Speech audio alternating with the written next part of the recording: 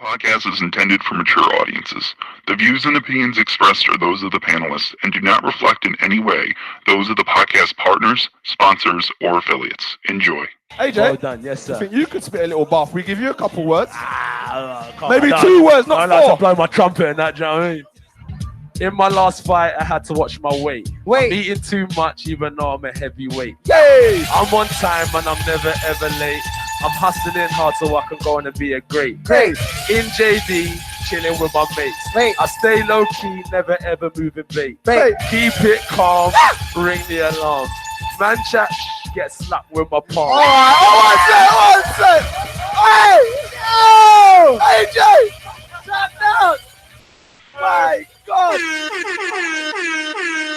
Welcome back, ladies and gentlemen, to another edition of the Boxing Voice Radio. Today, in a couple of minutes, we will have trainer of Gervonta Davis. Gervonta is going to be taking on Abner Mares, and the mastermind behind the game plan will be Calvin Ford. The Wire's own Washington, D.C. area world-renowned trainer, Stand Up DC in the DMV area. TBV is back. Hashtag TBV podcast, wherever hashtags are used. Now we got a little treat. We've been telling you that there were going to be a few UK TBV soldiers standing up to the plate for what was an available position. Today, I introduce you to the first of many, and we'll see. Much like The Apprentice, we'll see who's going to stick around. But I introduce you, Anthony, from the UK. What's going on, my friend? How's it going, people? How is it going? First of all, I've got to say is TBV family. I've been watching for a long, long time. I love boxing. The UK is taking off, as you all know.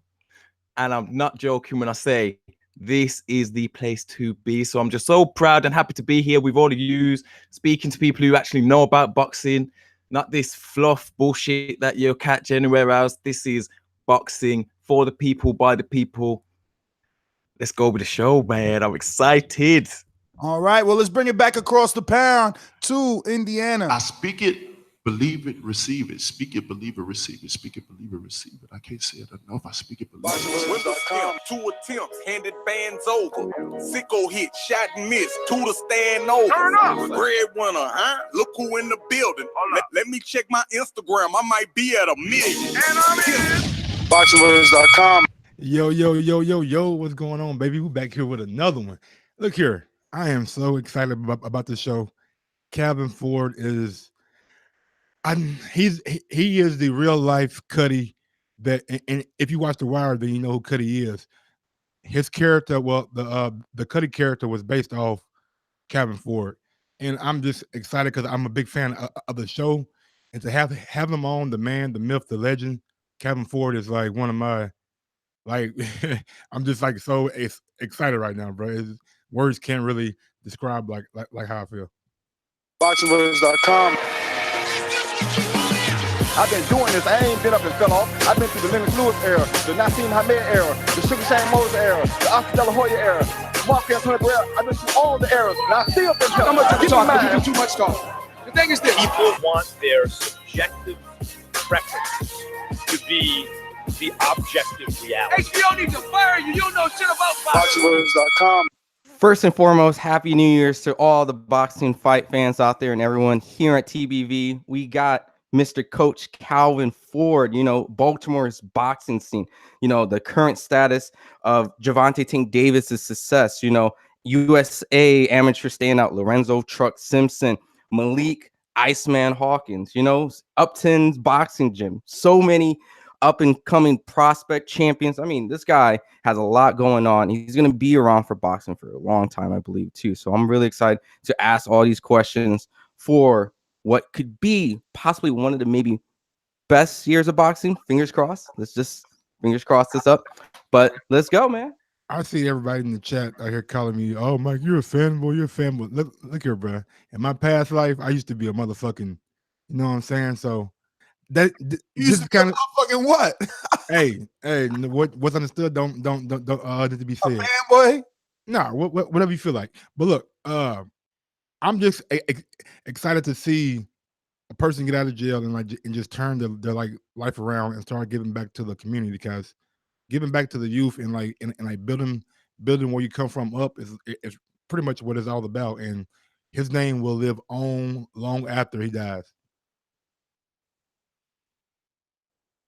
Well, yeah, man. So, I guess while we wait for Calvin to come on, I want to throw the ball to the UK brethren over here, Anthony. A lot of listen.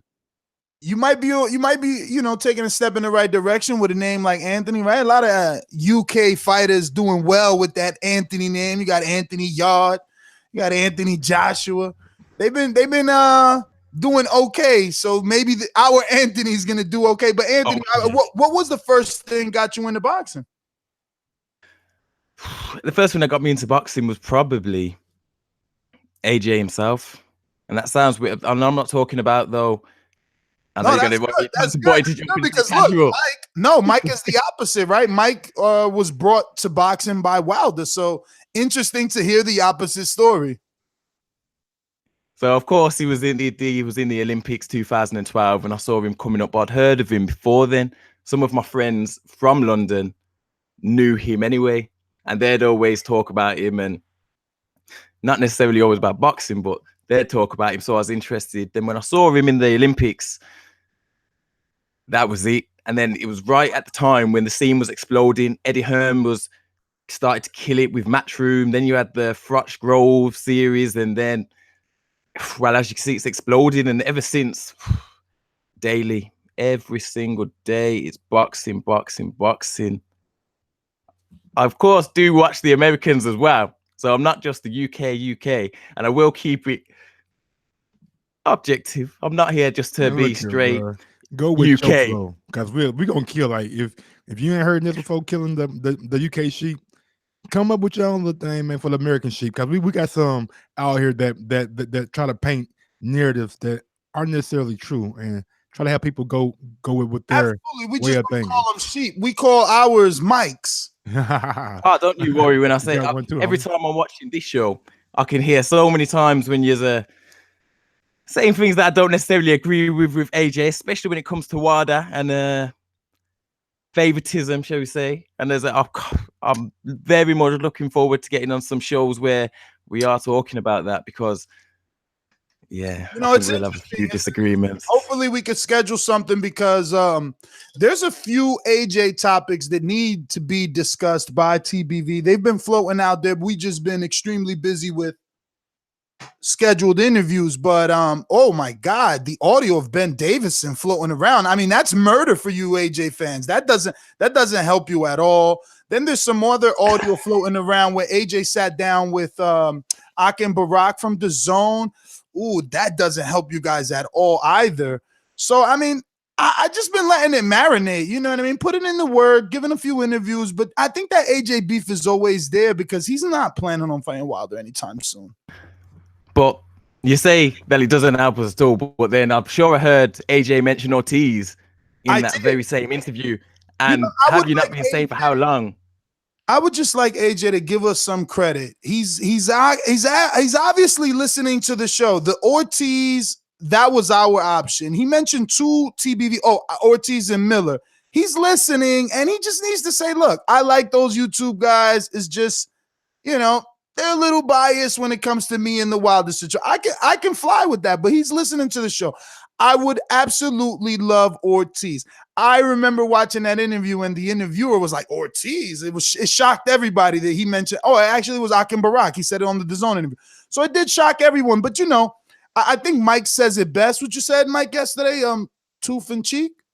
Oh yeah, well, just tongue in cheek. You know what I'm saying? Didn't really mean it. But I think the best fight for Anthony Joshua has got to be the Dillian White rematch. If Fury and Wilder are occupied, I just think they have a lot of background and a lot of history. It's 1-1. Dillian won in the amateurs. Joshua won in the pros. They had a little going back on the ring curtain. So it's about what other big fight would appease your demographic, Anthony, and if it's not Wilder or Fury. Baby Miller, Dillian White is pay-per-view, and if Joshua goes with Luis Ortiz, that's what they should do. If Joshua ends up going with Big Baby Miller, then Dillian White should face Luis Ortiz. Earn your stripes, make your name known. You know what? From my side, I've got to be honest, and I don't know. I see it as Joshua doesn't need Dillian White, and Dillian White doesn't need Joshua in the sense of right now, Dillian White both on the Matchroom. Why would he have all these tough fights to then get himself up to number one in the WBC to then just go the other way and fight a domestic fight within Matchroom when that fight can be made anytime? That fight they can go back to that fight. Even if Joshua took a loss or Dillian White took a loss, that fight down the line can be made anytime. Wilder needs to be made now. He knows that they're dicking him around. He knows they're using him as a pawn. That's why he walked out of the ring. He's tired of being used as a pawn. And I think a lot of the British fans are tired of seeing him being used as a pawn because for Matchroom, for a long time, he's been the one who has taken the fights, who has had to fight. And if he did lose, knowing that he'd go right to the back of the queue, and he's took them all, he's won them all, and now he's in this position. This is the last time I'd want to see him fight Joshua, although, being honest, he does deserve a title shot. I just think that title shot should be Deontay he's definitely Wilder. going to be number one in the WBO sometime this year. So, and that's what partner is so cute. The big thing you got to look at is his mandatory position. You know, you might look at it like, hey, we don't want to see this fight as a fight fan because you've seen it and you know where you want the division to go, but you kind of maybe want to get it out the way because later on that will be a nuisance. You know, the whole negotiations failed in the past because of that. But, you know, we'll talk about that a little later on. Ladies and gentlemen. All right, my fellow co-hosts and to the live audience watching, we have world-renowned trainer, the trainer of Gervonta Davis and Cassius Chaney, the very touted up-and-coming heavyweight prospect. I give you Calvin Ford. Calvin, how are you this afternoon? Happy New Year's and happy holidays to you. Thank you for taking out the time from your busy schedule to come on the show and just talk a little bit of boxing with us. Thank you again. How you doing? Happy New Year to you and to all too. Going pretty good. You know, on my way to Malik Hawkins' birthday party. He's having we got a January baby. He's having a birthday party and, you know, getting ready to release him, let everybody see the world, what else opportunities and talent that we have in our gym and whatnot. How's it going, Mr. Ford? My name is Michael Gross, co-host here at the Boxing Voice. How you doing? My first question for you is, what made you get into the boxing field once you got out of prison doing your long bid? Like what triggered? A lot of people. I'm from Baltimore, and a lot of people that knows me, that's, you know, from Baltimore. I actually came up with Reggie Gross that fought Mike Tyson.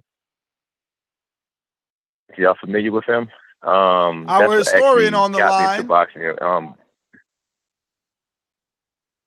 Hello? Yeah, no, I was saying our historian on the line, Ron, should be familiar. Yep. Yeah, well, Reggie Gross, he fought Mike Tyson. You know, gave him a good round, gave him a good strong round. You know, and Mike did what he did to all his opponents and whatnot. But when I was incarcerated, you know, Reggie used to always say, "Man, you can fight."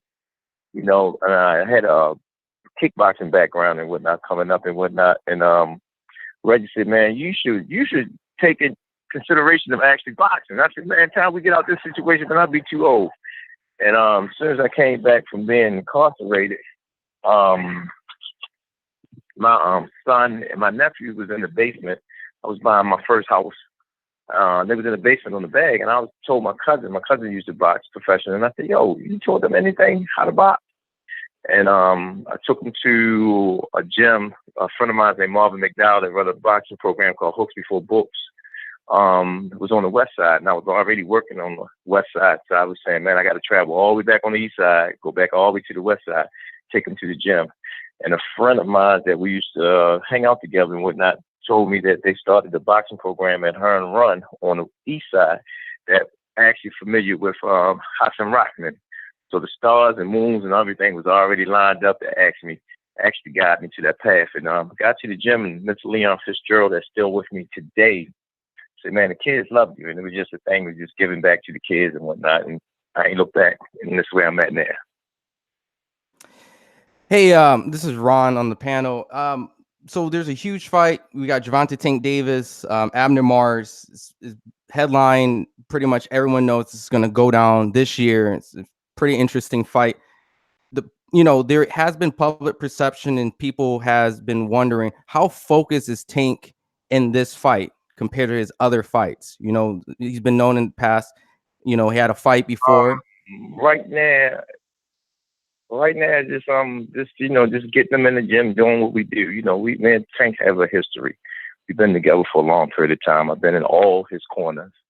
Right now, we just waiting for all the pieces to fall in place. He's already focused. He understands what he got to do because this is a first U.S. headline and it's a name fight. And I always talk about name fighters. I've been watching Abner Mars when we was watching boxing.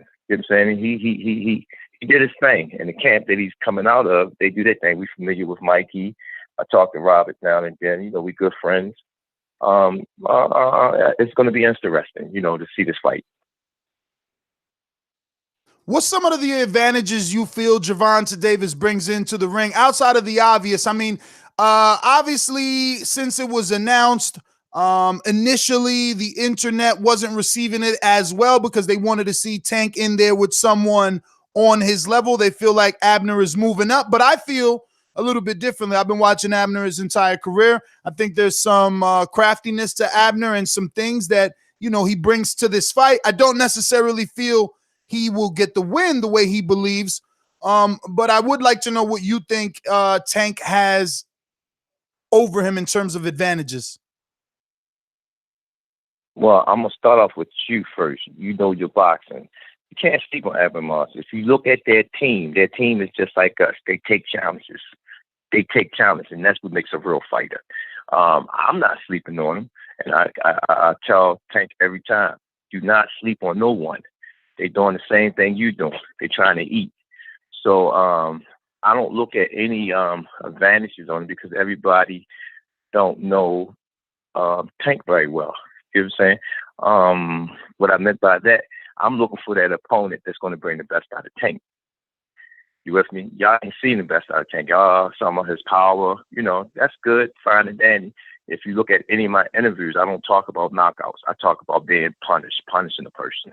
And I haven't seen that yet, that they pushed that button yet. And looking at Abner, he's been around for a lot. He's a crafty veteran. He's a former champion, not just once, 3 times, trying to make history 4 times. So, you can't sleep on that situation. That's a good motivation tool for him. It's just the thing is he's going to be the one to push Tank buttons. And that's what I'm looking for because I'm looking for the bigger fights, not looking past him. But is he that one to make Tank really show the world who he is? When did you first meet Tank Davis, and when did you decide to start training him? And when you started training him, when did you realize that you had a special talent?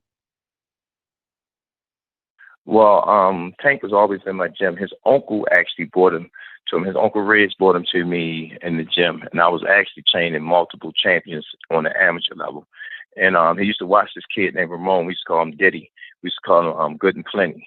And if you know about the geographic area where you're from, if you can't get past DC, you're not going anywhere in the amateur tournaments. You with me? So Ramon was very light up DC, and Tank used to watch him all the time. And I used to call him the Bruce Lee of boxing because he was good on his feet, good balance. But he didn't have the pop, but he was a good boxer. My son used to train him. He used to sit at the dinner table all the time. He used to always talk about Tank. I said, he's still a baby. He's still a baby. He's still a baby. And when I lost Ramon to the streets, him going in the streets, he liked playing with them handguns and whatnot. Tank was always in the gym the same time I got to the gym, And then my son actually left me and went back to Jersey to stay with his mother. And before he left, he said, man, I don't care what you do, man. You stay up underneath my father. And he did it. He stayed up on me like I had my son with me all the time. And that's why me and Tank have a close relationship, because every time I was in the gym, he was in the gym. It got to a point that he used to get in trouble. So when I went on boxing events or to different tournaments and he couldn't go, I had to take him with me so he wouldn't get in trouble. Hey, this is Ron again. I wanted to go back to something you said earlier. I've actually caught a few interviews when you were talking about, percentage wise, this hasn't been, Tank hasn't publicly shown his best. Abner Mars, fought Cuellar, Gervonta Davis stopped him. Lomachenko fought Pedraza, Gervonta stopped him. Farmer fought Francisco, Tank stopped him. What would you tell us, because you're in the gym with them all the time? What is the percentage, what level? Like, we saw these fights. What is he like? That was his 20%, 30%, 5%. I just want to gauge to really understand how great Gervonta Tank Davis, if he's stopping again, like I said, it's hard to tell with Tank. I'm looking for that guy that's going. I'm a boxing fan. I'm a boxing student. I'm looking for that guy that's going to bring the best out my guy.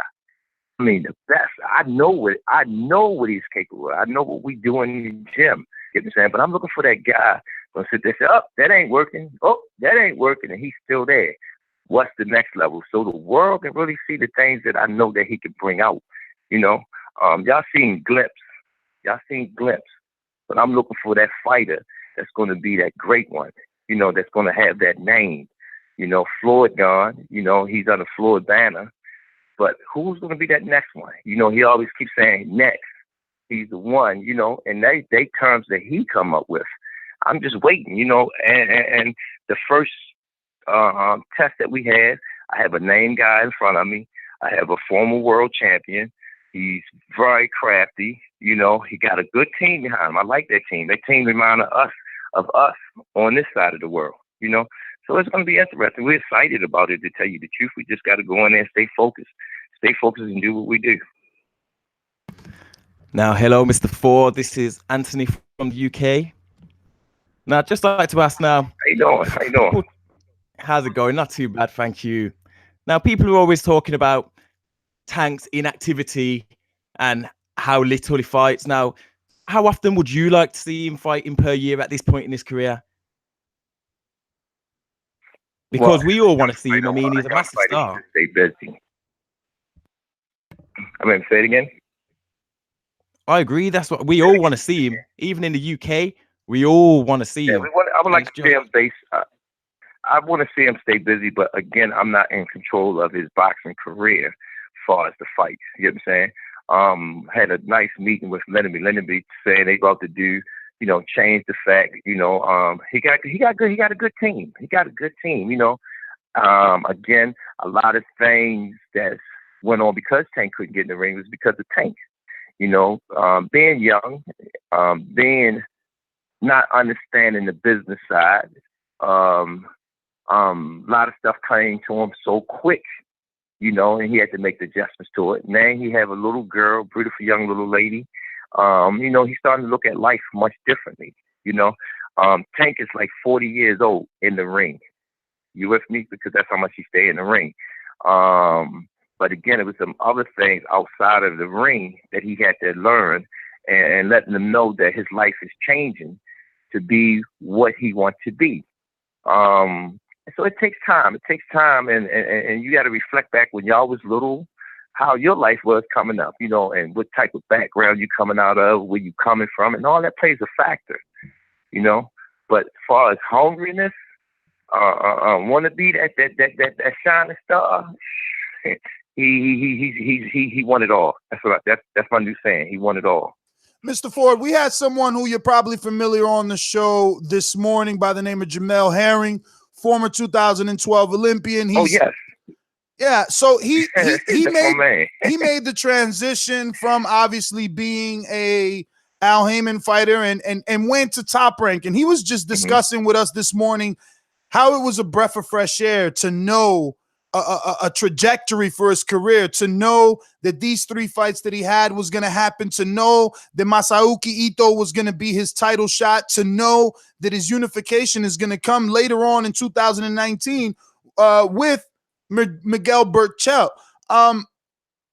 Is that something you want for Tank? And do you feel that Tank is doing this to himself with the Mayweather posting? Like, just a day ago, he posted Mayweather, beating up tension, but under tension, it's a text of Tension metaphorically being Gervonta and Floyd being the year of 2018. And the caption read, basically, Floyd beat him up all year, and that's how you explain his year in a whole. Doesn't that add to the, shelving of Gervonta?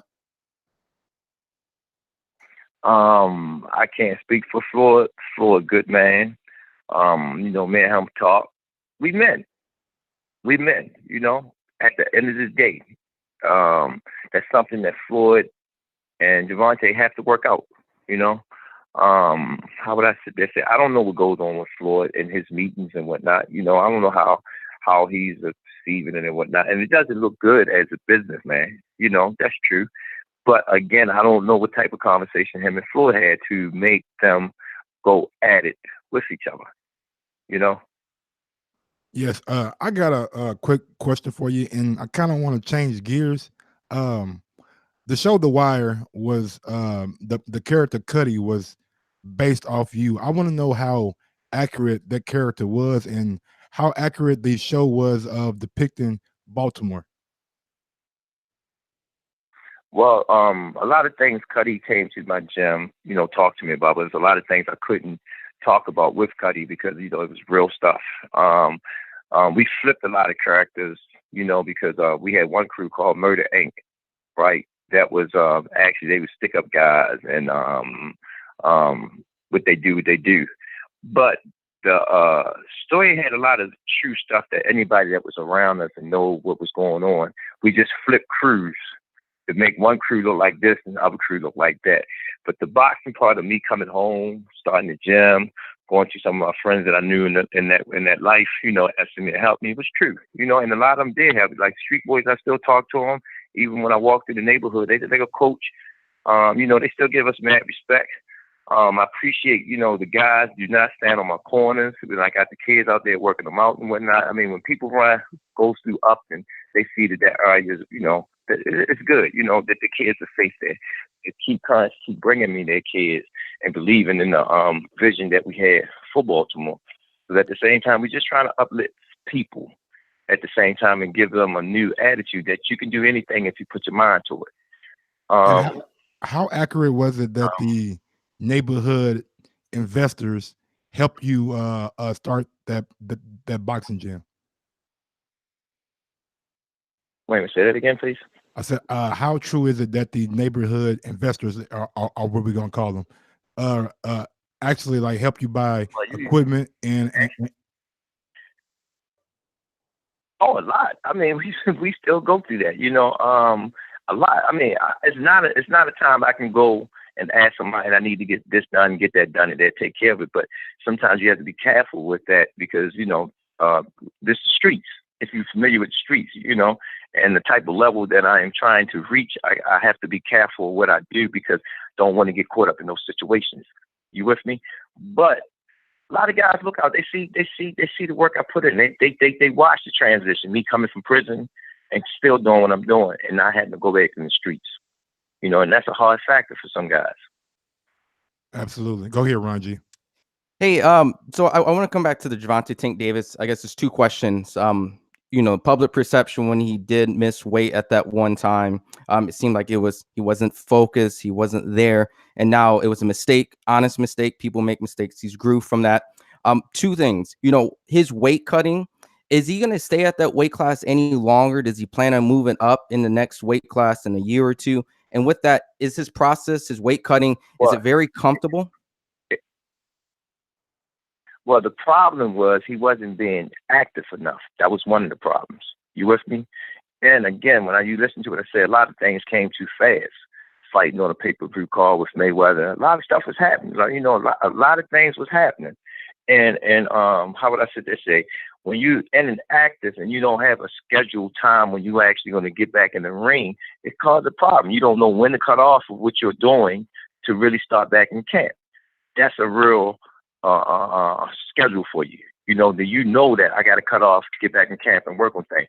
Actually, if Tank would do what he's supposed to be, he could make 126 if he wanted to, but that pass is gone. So we're just dealing with 130 right now.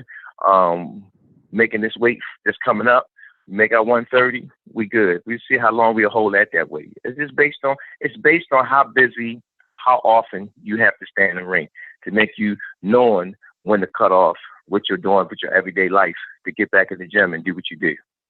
And I guess to add to that, Lomachenko is, I'm sure you've heard this tons of times. People want the Lomachenko Gervonta Tank Davis. Lomachenko is at 135. Would you guys make that move for that fight, or is that something you guys aren't? Well, again, I'm not in charge of that, but again, who else Lomachenko had to fight to actually make his legacy? Who else? I mean, he fought Gary Russell. He fought. Everybody asking for it. Everybody asking for it. He want to fight Mikey. You know what I'm saying? Is Mikey going to take that fight after he fights Spence? You get what I'm saying? And I understand what Roman doing, but you don't hear Roman really saying anything about Tank. Am I right or wrong?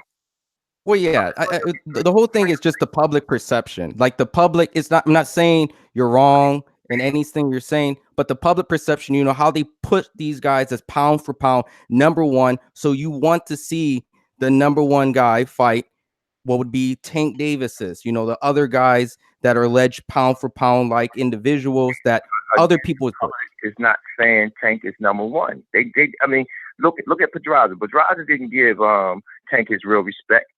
Tank put him out. You know what I'm saying? Roman went the distance.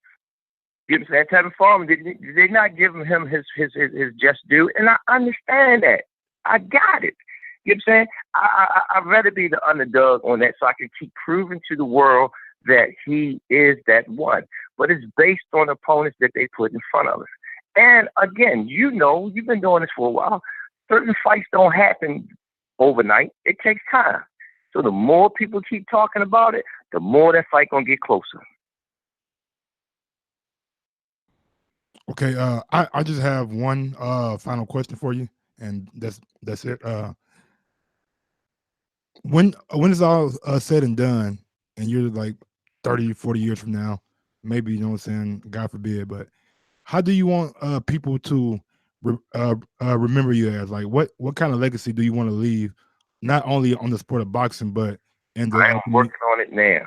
My so far so good. I accomplished one thing that I really truly believe in with Mr. Mac Lewis.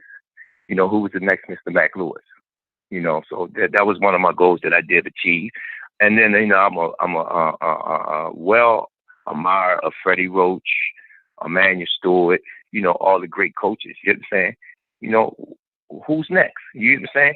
One thing I can say about me, I raised champions from scratch. I raised fighters from scratch.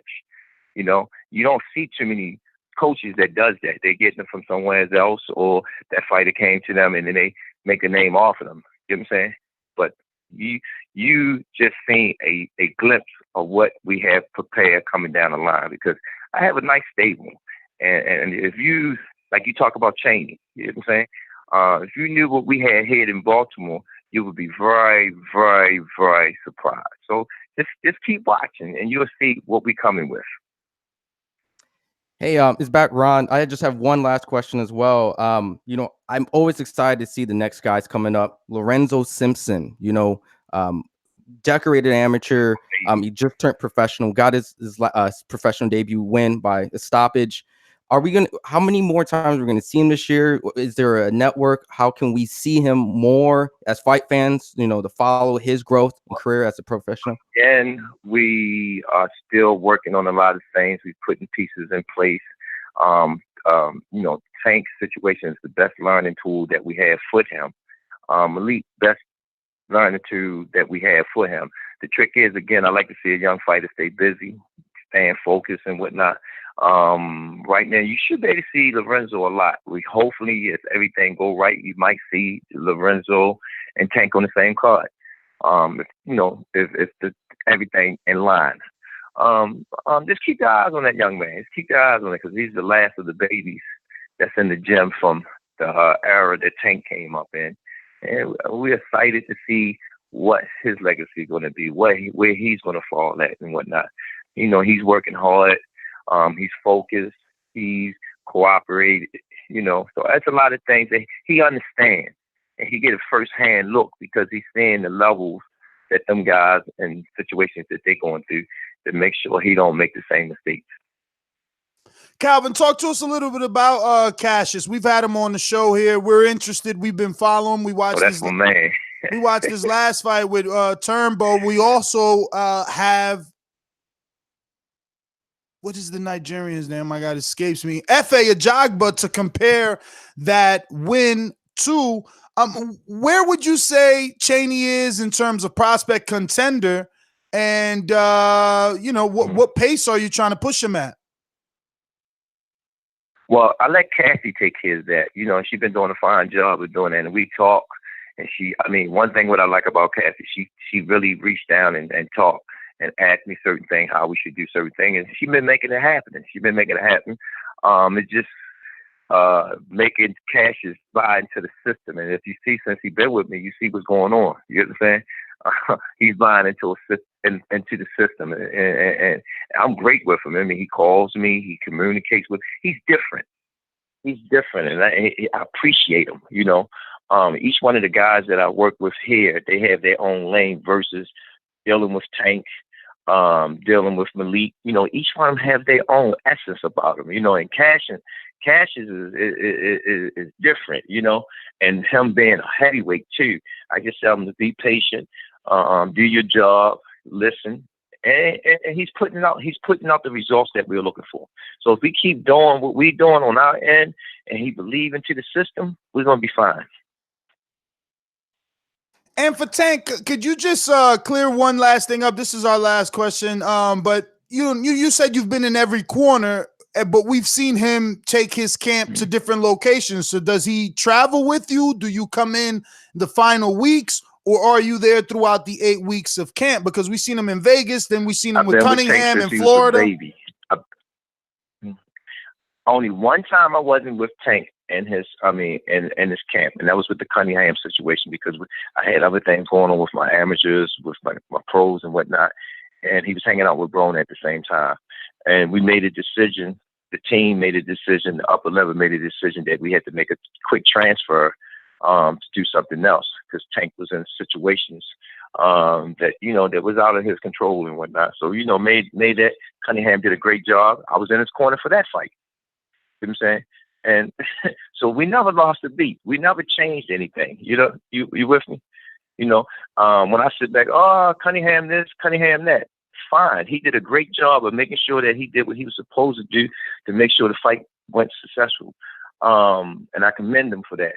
But again, I've been with him since he was a kid. The DNA ain't changed overnight. Well, Mr. Ford, I want to thank. I got one last question, man. It's a Baltimore question. It's a Wire question, and people are really gonna appreciate. You can only choose one character: Marlo, Stringer Bell, Avon Barksdale, or Omar. Who you going with? Oh man, that I would go with. I would go with me, CCO. Already. Mr. Ford, man, thank you, all of them was different in their own way. No Barlow, I know Bodie, I knew all of them. You know what I'm saying? It was one character, but Marlo, my man Geronimo, that's what we called him. For what's his name? But all of them had their own drive. Each one of them had their own drive of making it work for them. But and I came up with them guys, and I'm still here. So I choose myself as one of them characters. Well, I came home, did something right for the people. Mr. Ford, I want to thank you, obviously, for giving us the opportunity. We hope you have a great camp, man. We hope one day we're invited into that camp, at least for Cassius Cheney, man. We've been hounding him. We want to get to see him. I know that he spends a lot of time in Connecticut. Next time you guys are in Baltimore, yes, he does. We want to check you guys out. We want to thank you, obviously, again for coming on New Year's and talking a little boxing with us. If you have any social media you want to give out, so anybody wants to follow you at this time, they can do so. You can follow me at Coach Calvin Ford at Instagram, Coach Calvin Ford on Facebook, Coach Calvin Ford on Twitter, and that's it. And you can reach me at 1901 Pennsylvania Avenue, Baltimore, Maryland. That's my office. I'm there all the time. You know, because we got these little youngins and these guys, is, you know, trying to get that work in. So you got to be there to make sure they put the work in. You know what? Do you have a few more seconds? Because we actually got some fans. Yeah, I ain't doing anything. We got some fan questions. If you're up for it, let me get to this post here. Yeah, I'm up for it. I ain't doing anything. There I'm you go. killing time, waiting for my daughter to get dressed. Hey, what's the biggest misconception about Baltimore? People look at what they read and whatnot, and it's really not like that, because I meet people and from different nationalities, and they say, man, Baltimore's great. The food is good. Some of the venues that people go hang out at is good. Baltimore is just like any other city, just like Chicago. You know, people in the wrong place at the wrong time, things normally happen. Even when I'm out. You know, youngins, they don't know who's who anymore. And sometimes, you know, things happen, you know, so you just have to watch where you at. That's the misconception of it. If you ain't on some nonsense, you won't get caught up in some nonsense, you know. You're on some nonsense start to happen in the city. But other than that, it's just like any city. You know, I'm born and raised here. I'm Baltimore. I came from both sides of the streets, and people cheer for me, you know, to keep pushing, to keep, you know, keeping us on the map. And that's all I'm trying to do. I'm just trying to show the world that I'm from Baltimore. I am Baltimore. That, you know, all people ain't like, we blue collar people. We just want the same grind that anybody else wants. That's it. All right, Mr. Ford, I have a couple of questions here from the people. We got one coming from Jay in DC. Jay Hardcore Boxing says, will Tank be working out of the Cunningham gym again? Seems like he was more focused there.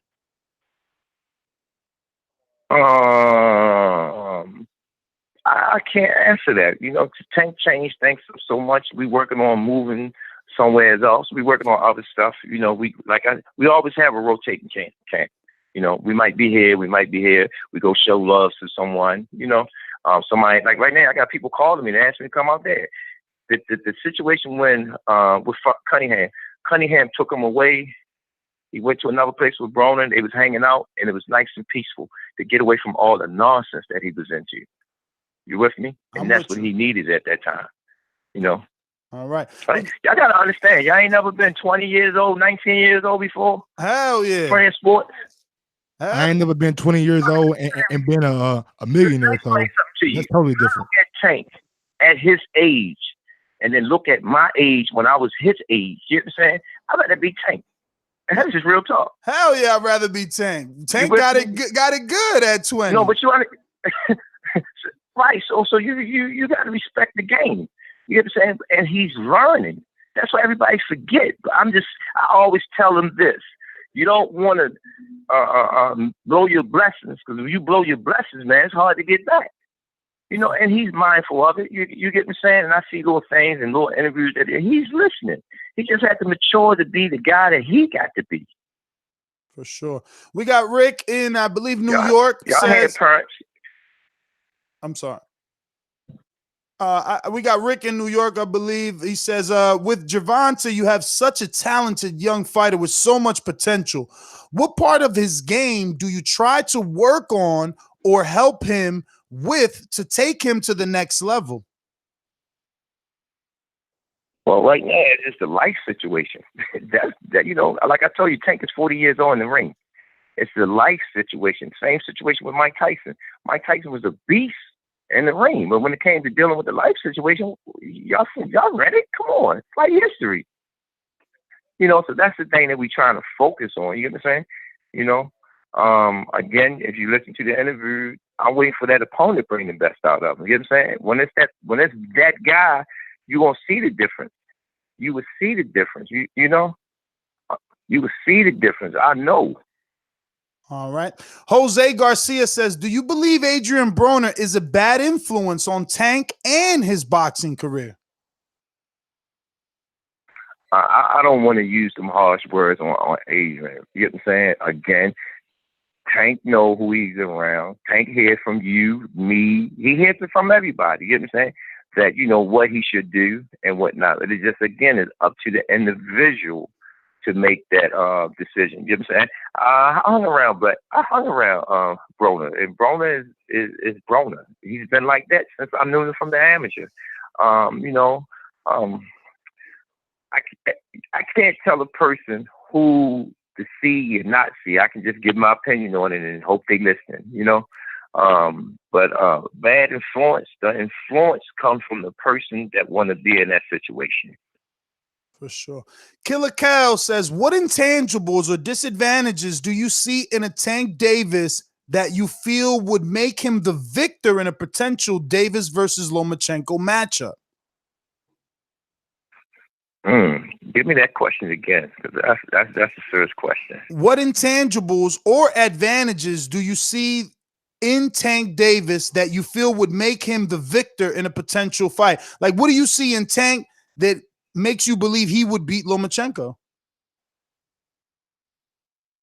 Hey, y'all been watching Lomachenko. I'm just sitting back. Come on, man. Y'all been doing this for a while. Watch great fights. We just sit back and keep watching and looking at the opponents that he's going against. To me, the best opponent that he had, no, I'm going to give Pedraza his props. He looked much better against, what's his name? The best opponent that I thought Lomachenko had.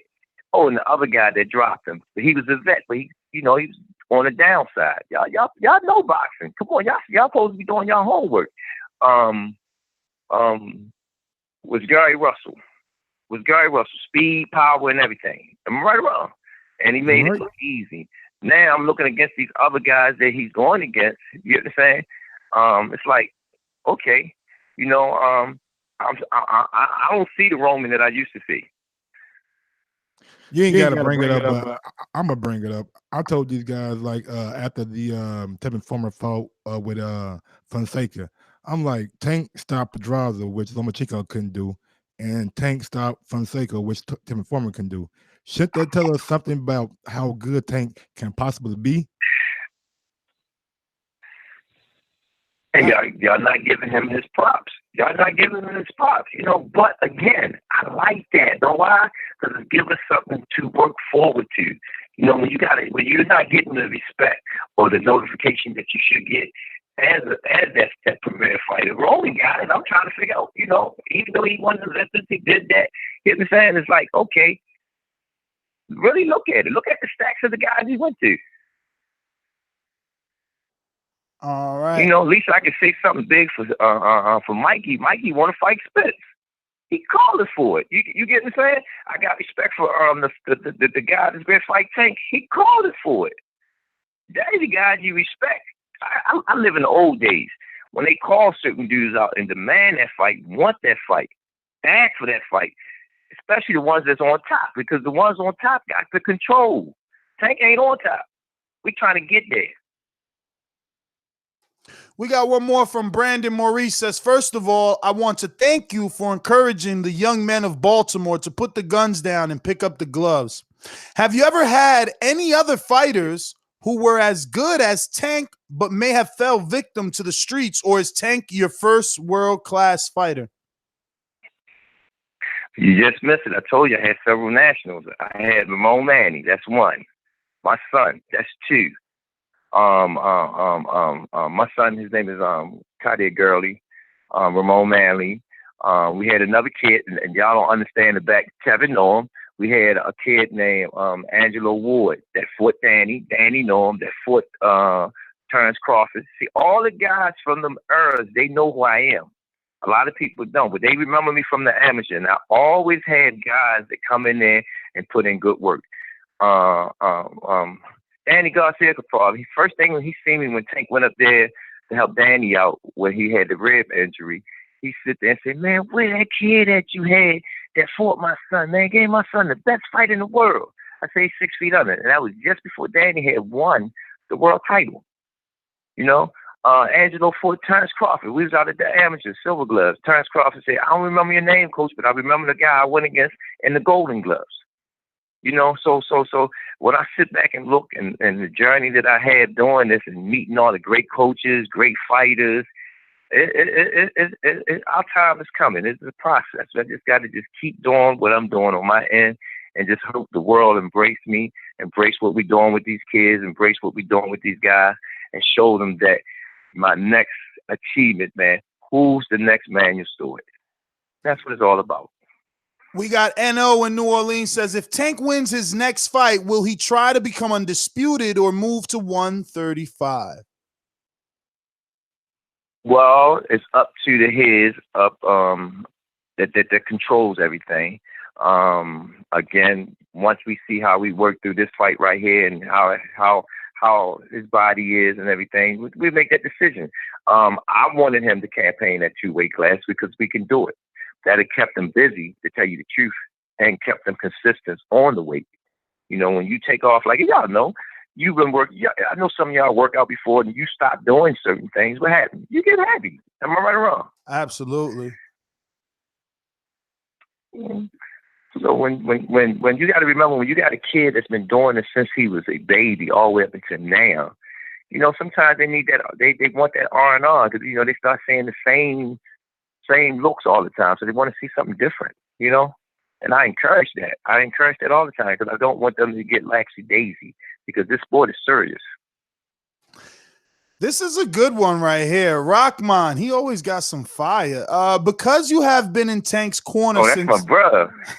Because you've been in the corner since day one, is it safe to say that you are more than a trainer to him? And to him being Tank, obviously. Yes. Do you feel some kind of way? Anybody that knows me. It's not done. He says, do you feel some kind of way when Tank gets in Twitter beef, like social media beef? And also, can you speak on Tank saying Floyd Mayweather tried to get rid of you by moving Tank to Vegas? Well, man, Floyd, we ironed that out, so I'm not going to go back over that situation with that. You know, he didn't know. He thought Tank was by himself. Once he got to see the team that was behind Tank, he started believing in Tank. You know, he actually gave me my props. You know, once he started to know us. Because when Tank got in the situation with Floyd, he didn't tell him about us. You with me? And that should have been a red flag for Floyd. But again, Floyd is a new promoter, a growing promoter too. You know what I'm saying? And he took time out with Tank. So he thought Tank was by himself. But once he started saying the team he had, it made him start like, ho. You know, he was whining about Tank because of the stuff that he read in Baltimore. He know how it is in Baltimore. But it's not like that. Tank is like, I don't like using this phrase God here, but he's well loved. You know, he's well loved here. You know, I just don't like it because he's on a different level. And people trying to eat, they hungry, and a lot of situations here in Baltimore because of me. A lot of people sit there and say, "Nah, yo, he's protected. You can't, you know." And I try to explain to him, I said, "Tank, you're not little Tank anymore. I understand you love home, you love doing this, you love doing that, but you have to move carefully. You know what I'm saying? Because we don't have control on everybody, you know." So it's things that he had to learn, and so far so good. He's learning that. You know, he's not hanging out as much as he used to. You know, it gets old, especially when you got a kid dreams about doing all this stuff. Y'all wasn't kids before. No, absolutely, man. Listen, believe me, we relate. A few of us on this panel relate to Tank and to the story. My last one is from Javier. He comes from Alabama. He says, will Cassius Chaney make his name in the U.S. or should he go overseas and take a few of those UK journeymen who have big names over across the pond?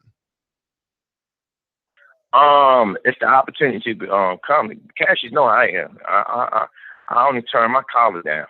If the money right, the fight right.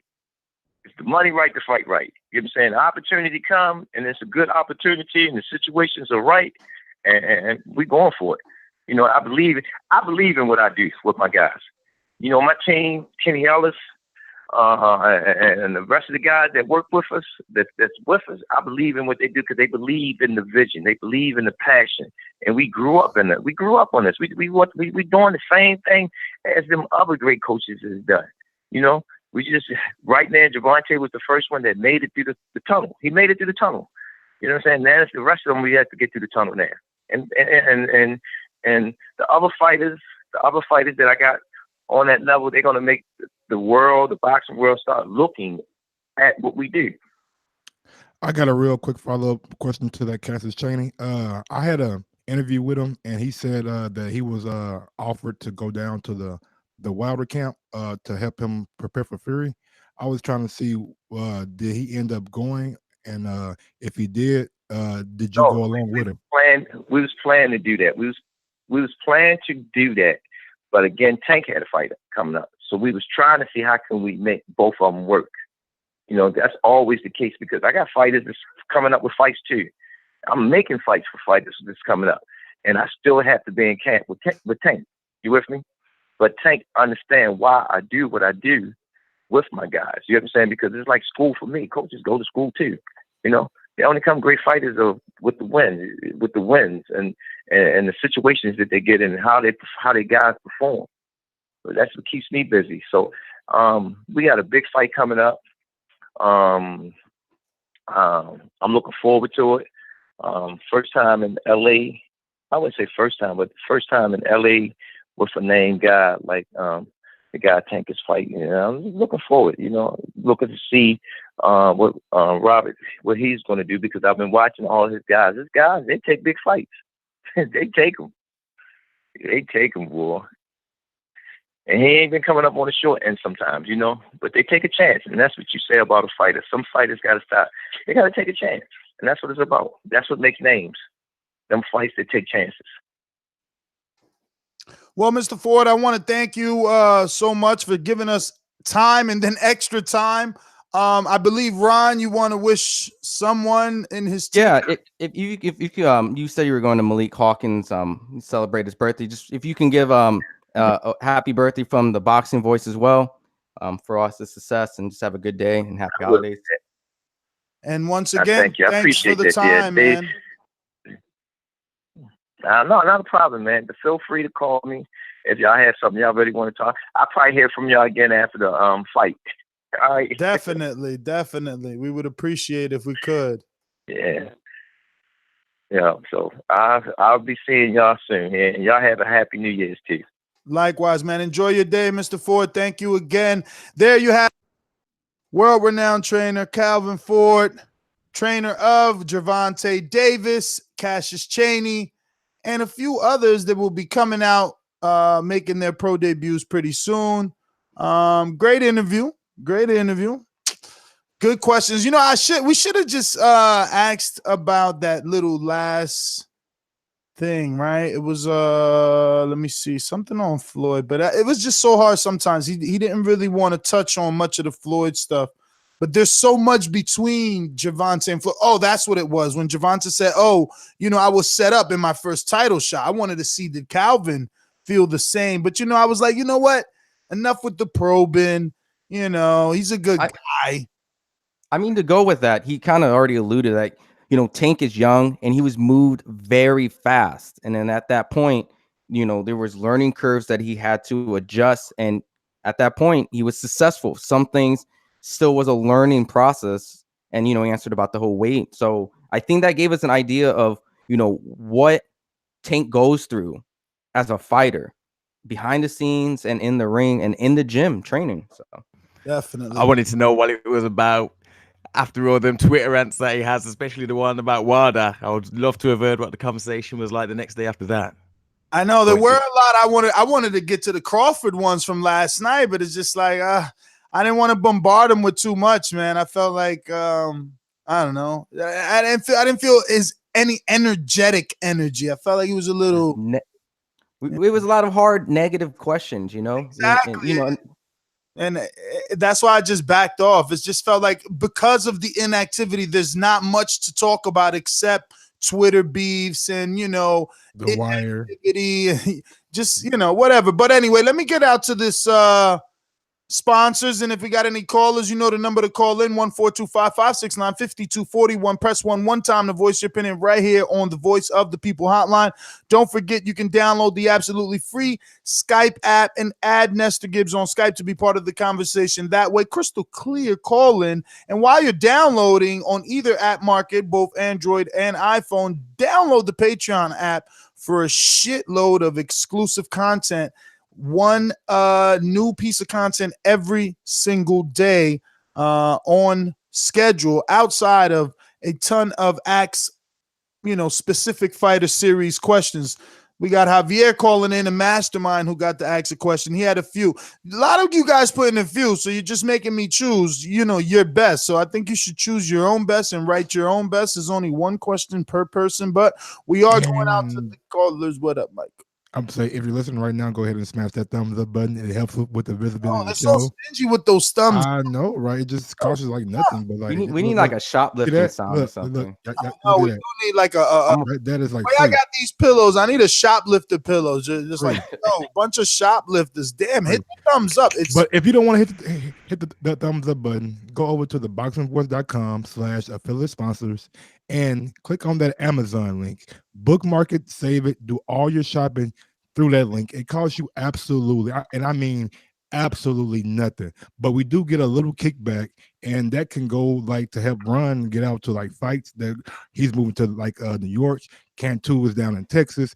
Rainwalk Denny is everywhere. Ness is in New Jersey. I'm in Indiana. We trying to work, so man, it's free. Yeah, and just to help off that, like, we can go into the gyms and ask these questions. Patreon front, we can find other fighters in there and give you the visual, not just the audio of your favorite fighters and the camp life. So that's what we're trying to do, and we'll be able to provide more content and be on more and more consistent. You can turn on TBV anytime. That's our goal, and you'll always have something live or new content. These calls are brought to you by El Camino Electrical Services, experts in electric vehicle charging stations. For consultations and turnkey installation, visit us at elcaminoelectricalservices.com. Mastermind Javier, Alabama, stand up. What up, bro?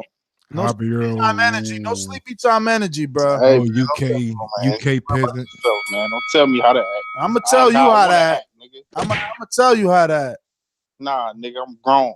Hey, new man, what's your name? I don't know your name. What's poppin'? Anthony, can't forget that, Anthony.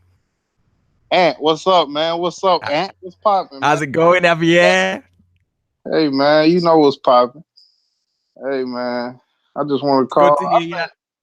I think Gervonta need to get a little more credit for where he at in his career at his age, man. That shit crazy. Like, I think Gervonta could really be a pound for pound, like top 5. And by the end of the year, to be honest with you, like, he just that good, dude. Like, play that shit. I just feel try.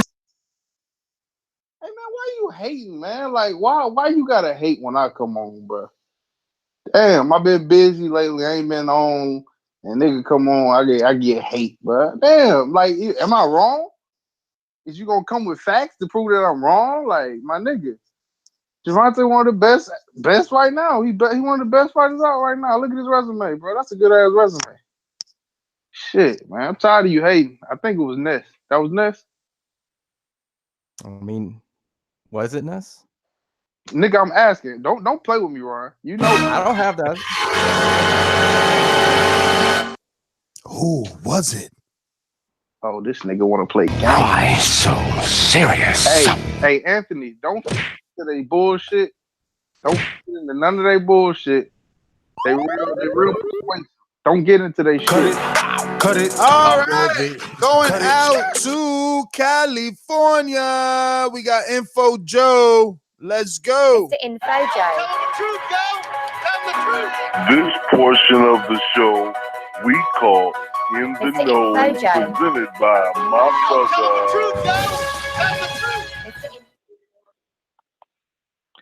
Yo. Man, I just called in to say, man, Happy New Year's to all my TBV family, all my hardcore boxing brothers. Shout out to the boxing guys, man. May they give us a blessed year in 2019. Great interview, man. Shout out to B. Moore and Calvin Ford, man. I love to hear a guy that he gives back to his community, man. Taking away, he's giving his community, man, and getting those young brothers off the streets, man. I just want to say, man, Happy New Year's, man. Look forward to seeing y'all this year. Looking forward to the hell of a new fights, man. Speak it, believe it, receive it. That's my call. Peace. Shout out to the new guy, Ant, man.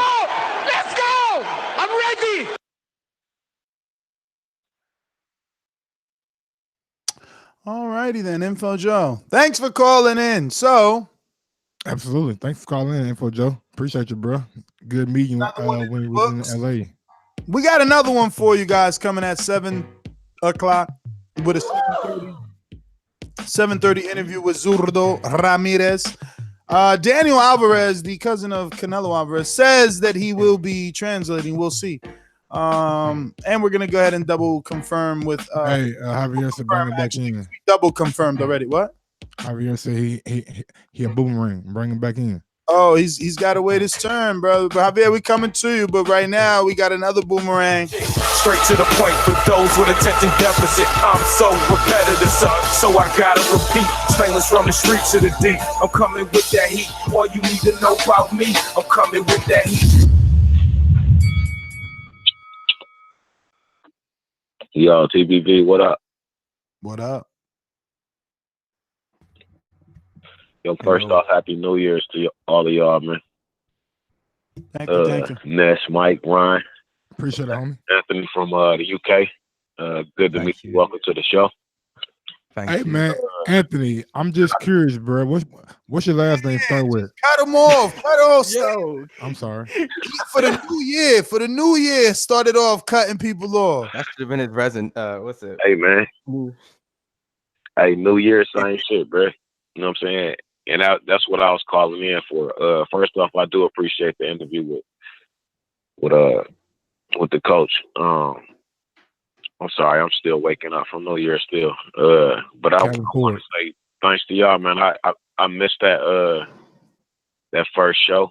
You know what I'm saying? And y'all, I was first off surprised that y'all was up that early in the morning on New Year's back with another show. So, man, give yourselves big ups for that, man. Then y'all come back with another one. Then y'all already talking about coming back for the third one.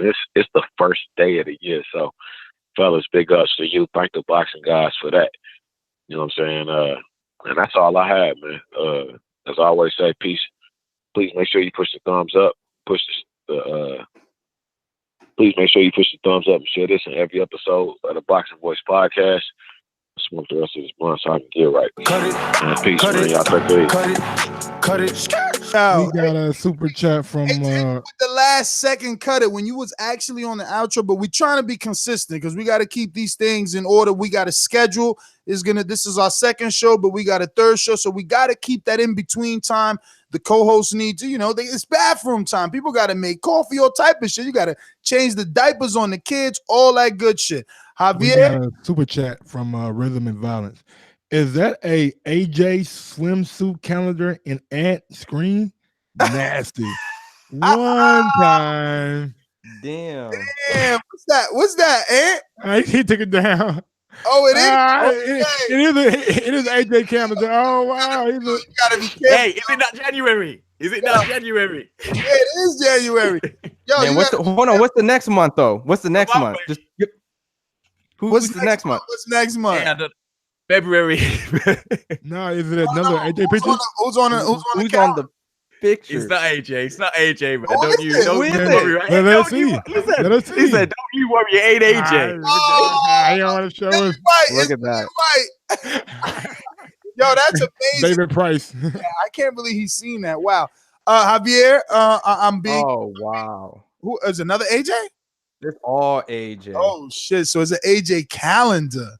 Hey, listen, man. Told you already on AJ bias. Listen, nothing wrong with that. We need someone just as crazy in love with AJ as Mike is with Crawford. It's all good. Listen, we're gonna go out to another ringer in the NO New Orleans stand up. Ladies and gentlemen, I'd like to introduce to you a young fella, and he comes from the Magnolia.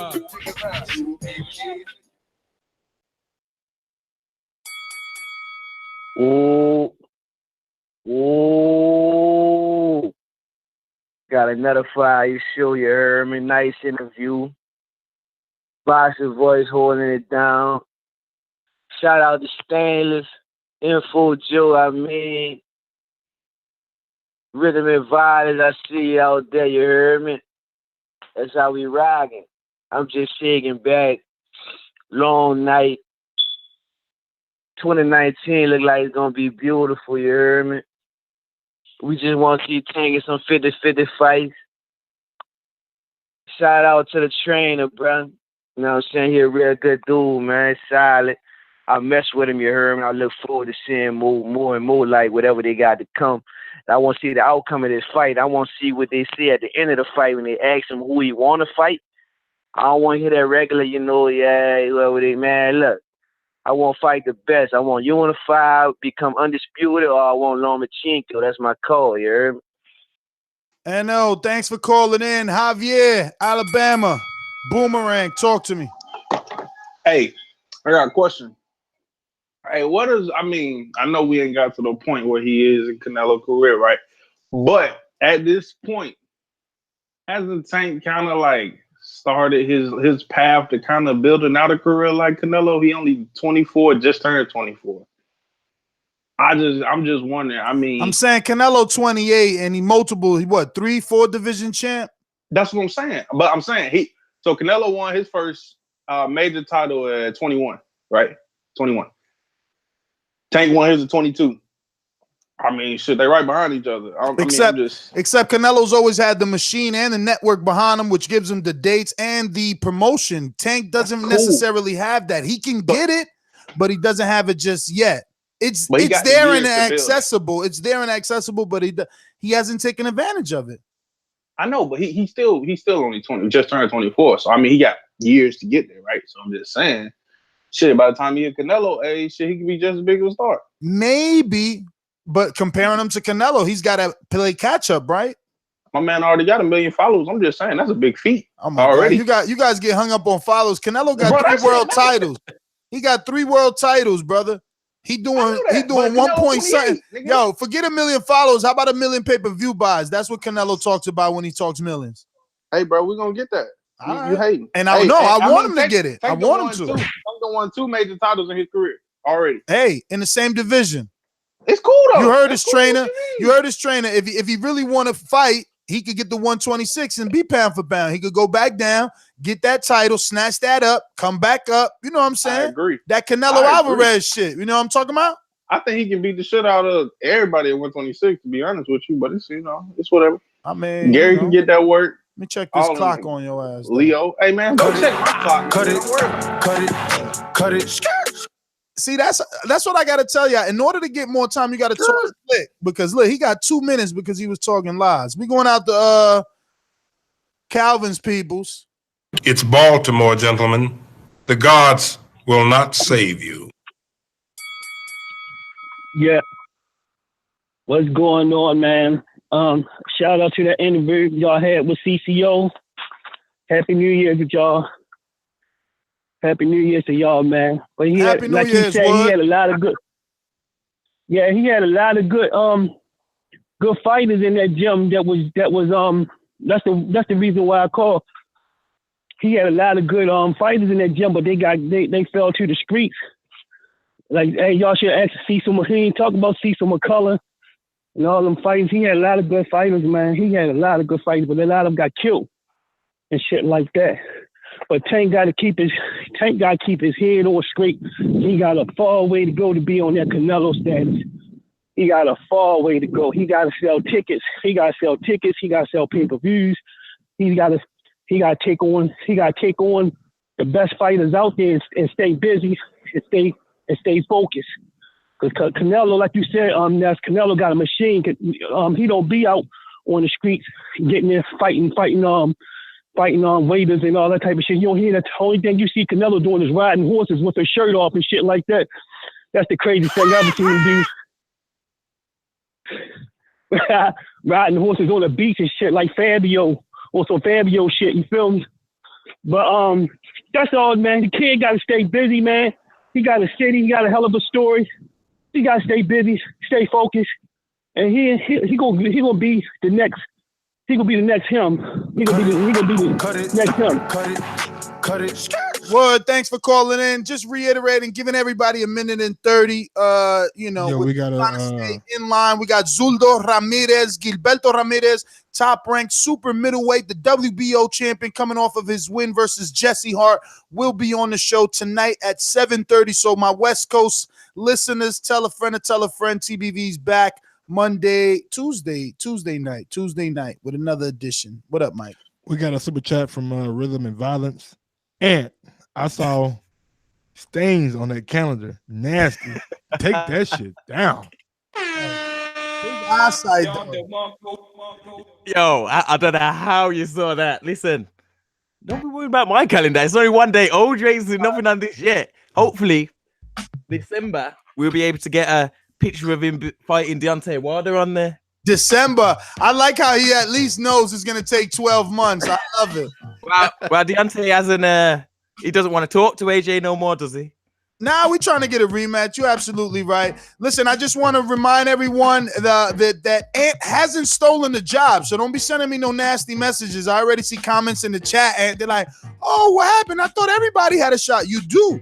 Ant is the one that stepped up to the plate first. He got his shit together. Just know, I was there. I literally was at work an hour ago. 5 minutes before the show, you say? 5 minutes before the show, that's what I'm saying. I'm ready with the Excalibur sword out that stone. Oh, one of the Knights of the Round Table. I already love him. All right. I like King Arthur. All right. So listen, man, I'm your host, Nestor Gibbs. Find me on Instagram and Twitter at NestGTO. Just want to thank once again Calvin Ford, trainer of Gervonta Davis, for coming on the show. Want to thank all the listeners that tuned in. If you're watching this in the future, present, past, hit that thumbs up button. It helps with the visibility of the show. Lets us know that you appreciate the hard work that we're doing. Shout out to Rhythm and Violence. Ohio Runs Boxing, who says, I'm giving up porn. He says, I'm giving up watching porn for 2019. I hear you, my man. I guess that's your New Year's resolution. Do your thing, man. Want to shout out everybody that is tuned in. And yeah, my co-host, any outros? Yeah, we got another super chat from Rhythm and Violence. Mike, tell Ness about the DM. I did tell him about the DM, and I shared your profile with him. I don't know if he hit you up or not. Nah, I don't know if he ducking you or not. But y'all can follow me on IG. Am I supposed to hit him up and shit? I mean, he said he want that strap. I'm saying you want that work, man. I mean, Border war stuff. bro. Yo, listen, there's nothing to talk about. Unfortunately, unless he's gonna get a few more NO people to sign up, go and vote.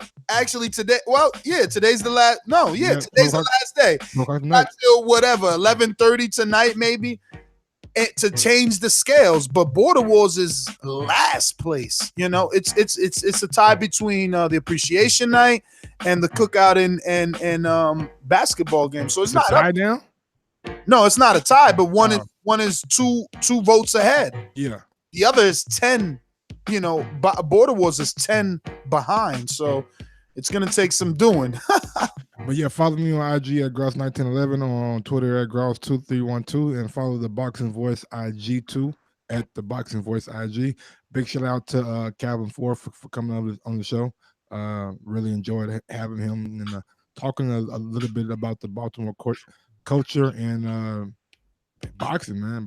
He got it just like seems like he wants to be like that next lineal great trainer. Like he kept referring to like who's the next Emmanuel Stewart, and that's like kind of what I like to hear, like trainers striving to be great along with the boxers.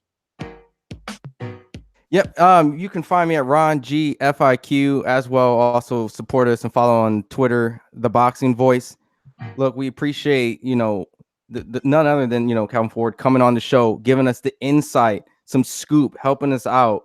And, we wouldn't be here without you guys in the chat. And I mean, hate, love, everything we appreciate. Just come in. The more you're here, the more you can support us. If you join the Patreon, you can ask questions at us, call in.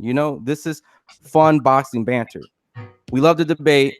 That's why we got Ant here. We got Mike, Ness, me. We got multiple people coming in because we're all here for one thing, boxing. So we appreciate it. And we're going to pass it to the new host, man. Ant? And I just appreciate the opportunity. I'm happy to be here. I love boxing. Love talking with you all. Callers. It's so funny to hear. I feel like I already know half of you, so it's funny. Hosts, you're putting in the work. Mike, Ron, Ness, the big dog. Appreciate it. Calvin Ford, lovely man. Would have liked to have pressed him a bit more, put that foot on his neck like Ness usually does. But first day of the year. Hope everyone had a good one. Yeah, you're right, man. I just felt like we were gonna gang up on him with so much negativity, but you're right. I did have some more pressing stuff, but man, listen, like he says, the first one of the year, and we're not done. We got another one, 7 o'clock. Catch us, West Coast edition. We're out. Peace.